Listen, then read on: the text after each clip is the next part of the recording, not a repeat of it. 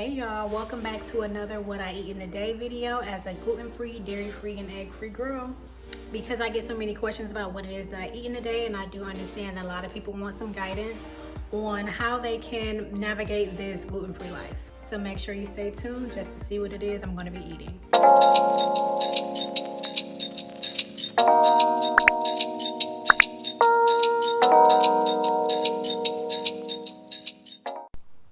Okay, so first of all, for breakfast, I am going to be making some pancake batter, but I'm going to be putting this batter in my waffle maker because this morning I did not feel like monitoring no pancakes, okay?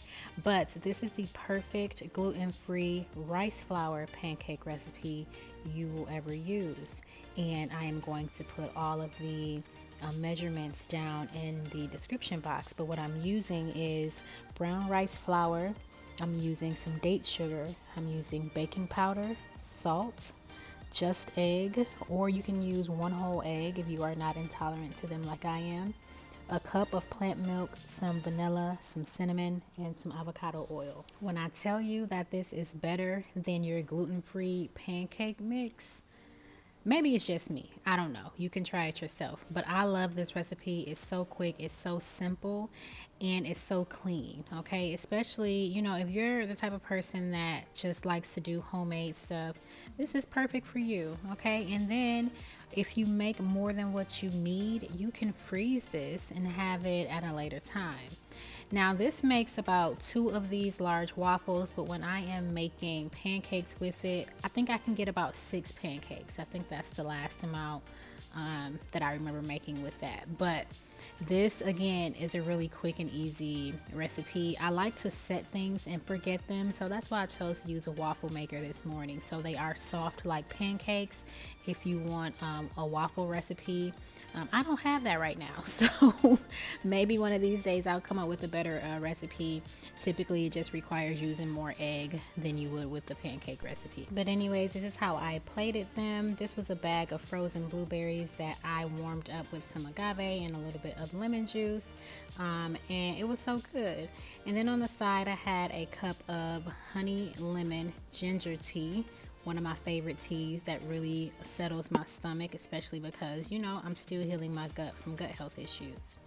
Moving on to lunch, and speaking about gut healing, I am having some chicken soup for lunch. Okay, now why are you having chicken soup for lunch? Let me tell you why. Okay, there are so many benefits to drinking warm broth when you are on a gut healing journey.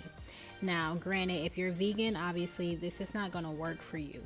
But for certain blood types, eating meats is really healing to the gut, especially because some of us, especially if you might be O-type blood, you might be suffering from things like anemia or gut health issues in general because the diet that we have been eating here in America is not quite for our blood type.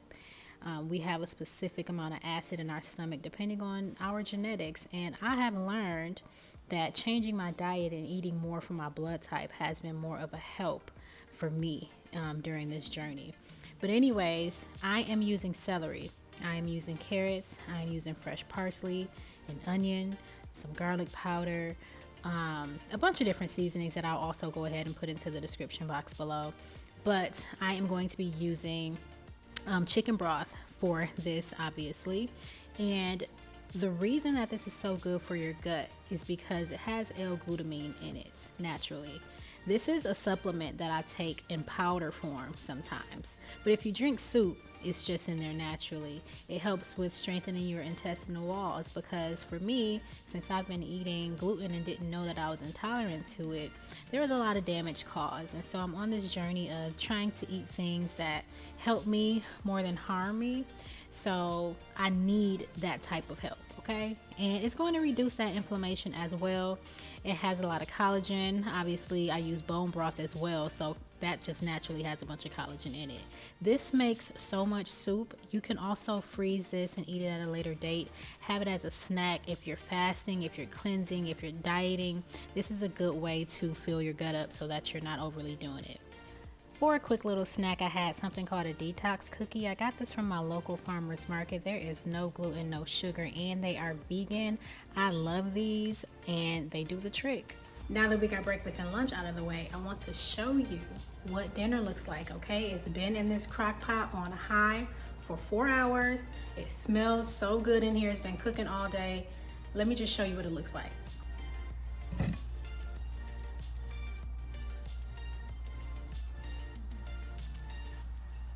Don't that look so good?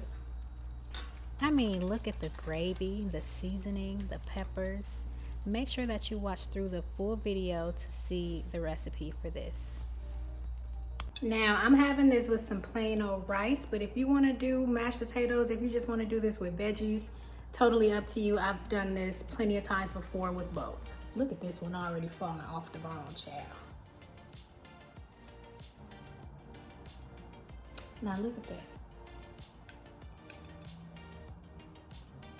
Now you can do this with legs, you can do this with chicken breast as well.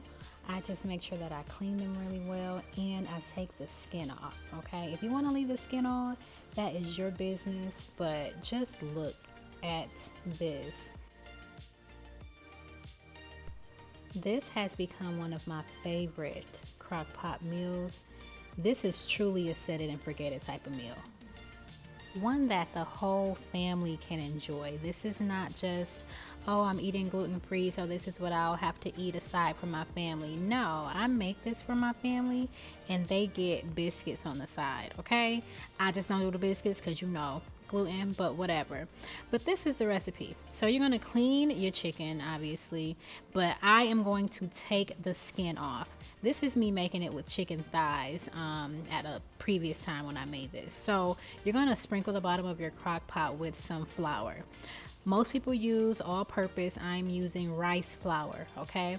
I'm seasoning it really well. You want to season this generously because you're not going to flip them over and season the back, okay? So, I mean, unless you want to do that, that's your business, but I like to go for ease. So I'm gonna put these things up in here, get all my seasonings. Please check the description box to see all of what I add.